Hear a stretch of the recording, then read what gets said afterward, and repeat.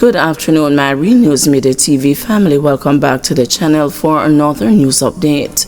And in the news this afternoon, PJ cast a doubt that Jean and Panton allegedly acted alone in SSL fraud.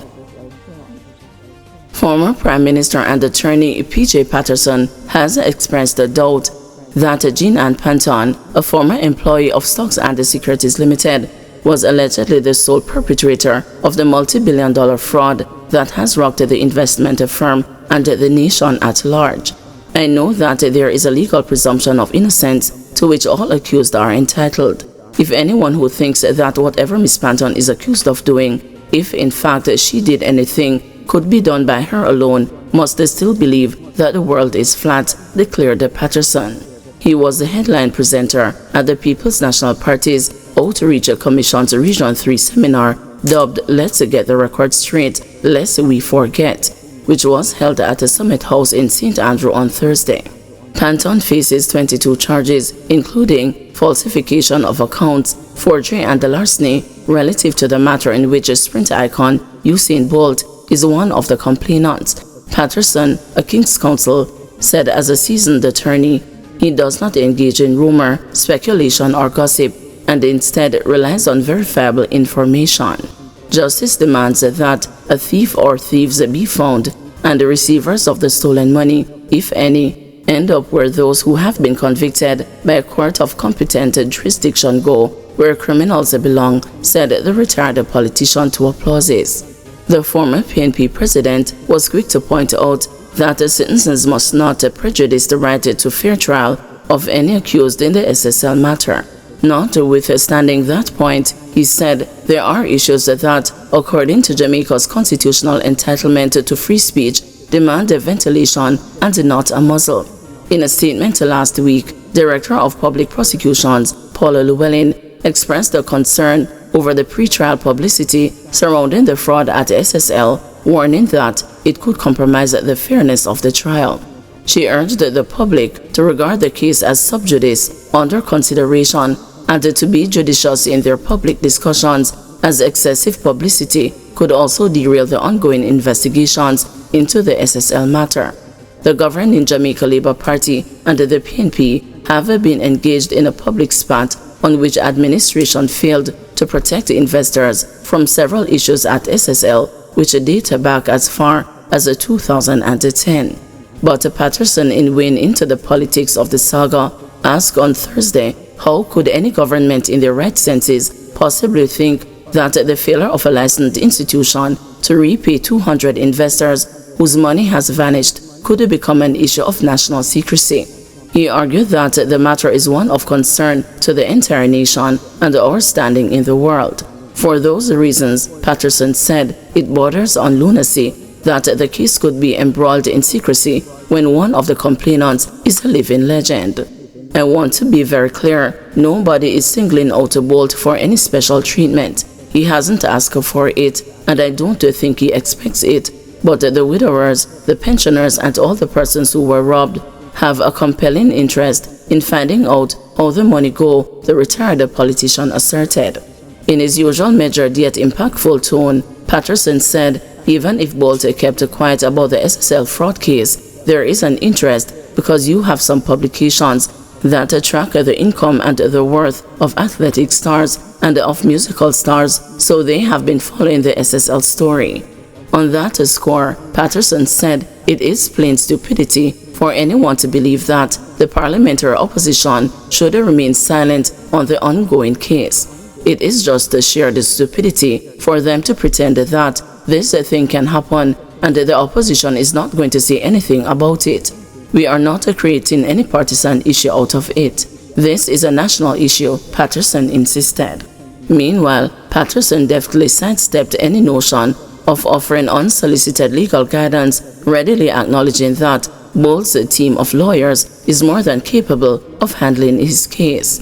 But what I would say is, if they have not already done so, the Financial Services Commission had better pad up a top-class legal team, because the question is going to arise, has there been a breach of any of its statutory duties?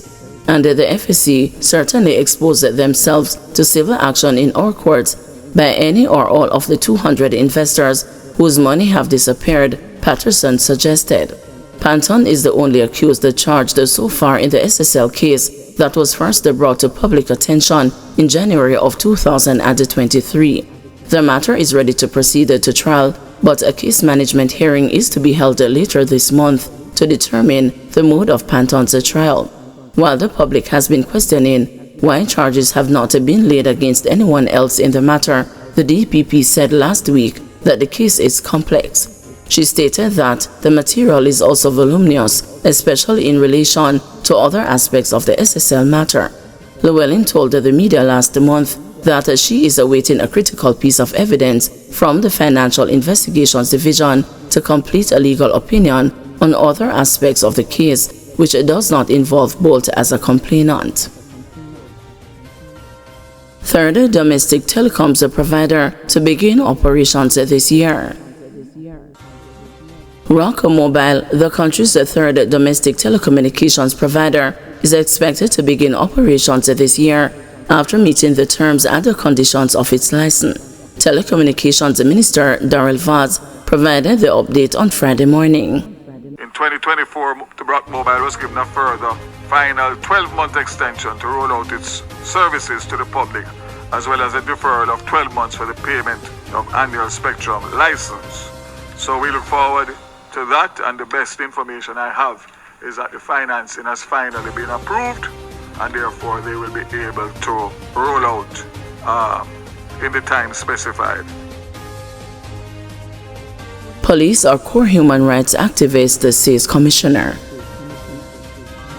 Police Commissioner Dr. Kevin Blake is positioning lawmen as human rights activists amid a row between the Jamaica Constabulary Force and the activist group Jamaicans for Justice.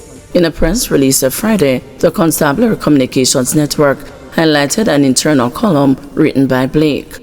I challenge anyone to find a greater advocate for human rights than those who put their lives on the line every day in protection of others, he said. While acknowledging the idea of the police as human rights advocates may seem to some like a contradiction, the JCF said that the concept of human rights is meaningless without security.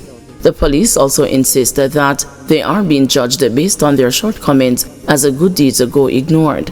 While we continue to improve our service delivery and address our challenges, we will also continue to push back against any attempt to use these to define us, Blake said. The narrative surrounding law enforcement is often framed by its shortcomings, by the misdeeds of a few, the perceptions of bias, and the constant scrutiny of oversight bodies. It is an unfortunate reality that the loudest voices in discussions on policing are often those that critique it, rather than those who see its fundamental role in ensuring that human rights are upheld, not in theory, but in practice, the press release contended. The statements follow several back and forth exchanges between the Commissioner and the JFJ over concerns about the mounting numbers of police killings in the country. Blake has shrugged off JFJ's insistence that body-worn cameras would assist greatly in investigations. In the first 51 days of 2025, around 50 people were killed by the JCF. The JFJ has continued to highlight conflicting accounts between police officers and residents when alleged criminals are killed. The press release maintained that the JCF was not above scrutiny but called for what it described as balance. Just as citizens need safeguarding for crime, officers need safeguarding from misrepresentation, unfair criticism, and the unrealistic expectation that they can operate in a world devoid of danger and split-second decisions. Yes, officers must be held accountable.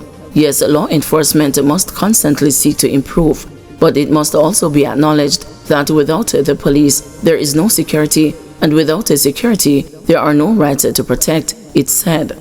Describing police as the center of human rights discussions, the lawmen called for empowerment of the force. Guys, thank you for watching. See you this evening at 6 p.m. for another news update.